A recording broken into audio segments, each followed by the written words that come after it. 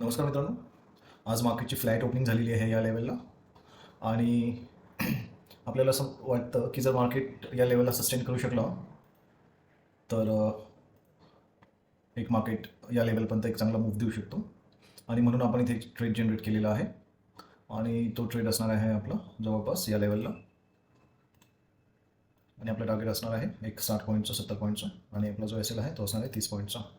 आणि बघूया आपलं टार्गेट कधी हिट होतं आहे तर आपलं टार्गेट लवकर हिट व्हायला पाहिजे. I think so. चलो लेट्स सी. आणि जवळपास आपलं टार्गेट मार्केटने हिट केलेलं आहे इथे. बघू उरलेलं टार्गेट मार्केट कंप्लीट करतो का तर.